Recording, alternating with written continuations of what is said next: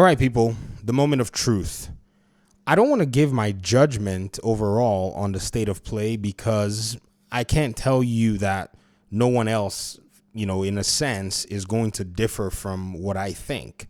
However, I think those who are looking forward to PlayStation's roadmap, I think you probably in a better position to say what you thought about this state of play. I, on the other hand, I kind of have a sense that on the roadmap, PlayStation having any first-party games are probably not going to be able to catch up with what Xbox has for late 2024 and then early 2025. And then somewhere down the road, as things begin to spread out, you're going to see PlayStation stuff get ready and then they're going to come, into perspective. So I had realistic expectations for this particular state of play. I don't know what most PlayStation fans were thinking or if they were thinking that anything big was going to come out of this. However, I wanted to go ahead and ask you guys, what did you think about this state of play? Did you think this was a satisfying state of play? Did you think this was satisfactory overall? Was there something that you thought really stood out in terms of, the games that were shown?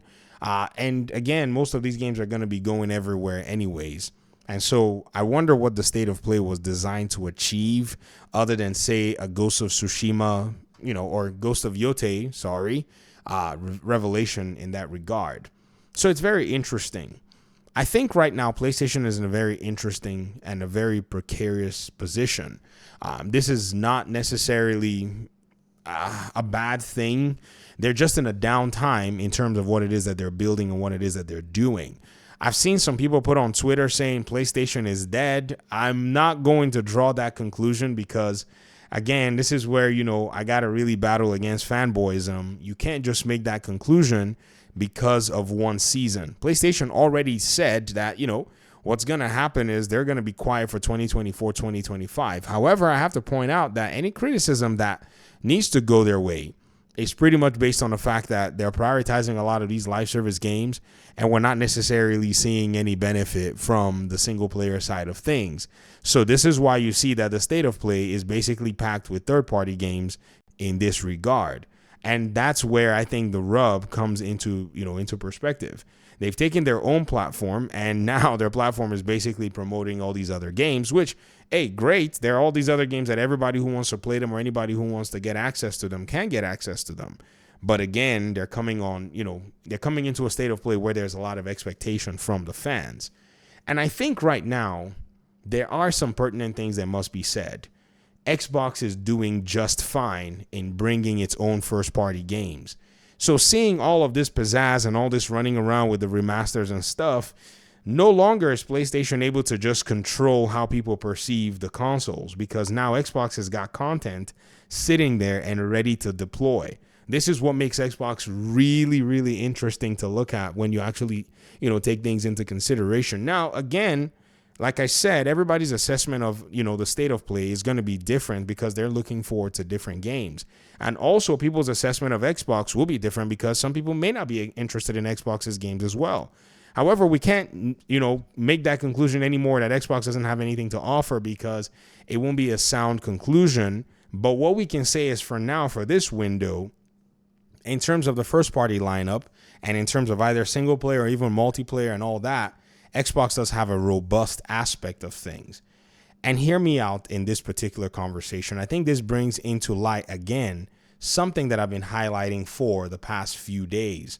You see, the really interesting thing about all of this, ladies and gentlemen, is when you actually point this stuff out, I see a lot of minimization going on.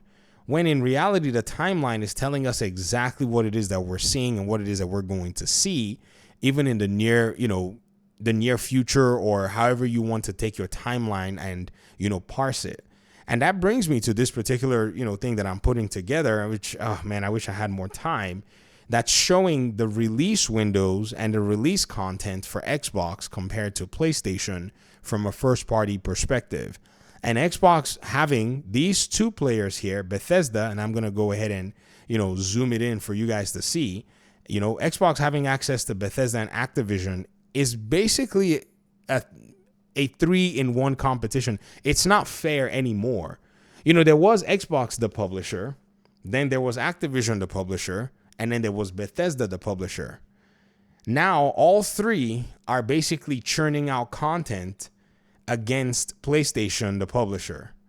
So now the scales are a little tilted. And honestly, I've said in many videos, I've blamed PlayStation for this because had they not tried to money hat Starfield, I don't think you would have gotten a Bethesda publisher, ZeniMax publisher, not even Bethesda, a ZeniMax publisher under, Xbox themselves. And that purchase by itself was basically a steal, $7 billion when games like Elder Scrolls Online is already pumping out, millions of dollars every month. And Bethesda had the propensity to drop you a game about every 2 years from one of their many, many categories of games that they already had going. So ideally, this particular publisher by itself will dump a lot of games out there. Then you also had Activision, which in their circumstance, it was based on the fact that Bobby Kotick was pretty much negotiating and getting, at least was going to get, from what we saw in the FTC trial, a higher profit share from Xbox. If not, they wanted to pull Call of Duty away from Xbox. And Xbox looked and said, no, you're not. And Xbox has now acquired them. So this amount of content that's sitting there at any moment in time where any of these two publishers can dump content, and then that's not even including what's already going to be coming from the other Xbox studios. And this is, again, not you telling me whether you want to play these games or not. This is just the games that are coming. It really does make it look strange at the end of the day that PlayStation is not going to be able to keep up with this particular production anytime soon. And what's more, there are people that are already memeing that PlayStation players are now eyeing the Xbox, platform as a viable platform. Now, it seems funny from a joke perspective, but I think that's where we are right now. There might be a window where Xbox lags, and I think this is where PlayStation needs to take into account, not necessarily lags on purpose, but just because of the, time frame within which games are being developed, that it's going to look different for PlayStation. And I think they might need to be ready to capitalize on that window, because this year was one of those windows where people have said, Xbox, their games are not coming any faster and all that. And I'm like, well, you wait till we start hitting the holiday period and you're just going to be seeing Xbox everywhere, because it's 3 big games that are coming, in succession, and a DLC. And that by itself is really powerful. They're coming with Call of Duty, then they're coming with Indiana Jones, and then they're going to be coming with Avowed, and then there's a Shattered Space DLC, all within this one window in terms of releases. And then I think they're probably going to be holding off on games like Gears of War and Doom and all these other titles that are still yet to be represented. And these games are more than likely going to go ahead and compete at any rate with what PlayStation has to offer. So PlayStation has a lot of work to do, folks. They have a lot of freaking work to do. There's no doubt about that they have work to do. So for those of you who are looking forward to what PlayStation has to offer, man, it's really going to have to be something quite unique overall that brings us that experience that, that they can actually bring. However, it's going to be a while before we see something that can respond to what Xbox has going for them. And this is just the reality. Let me hear your thoughts in the comment section. Thanks so much for watching. Appreciate you guys so much. Peace out.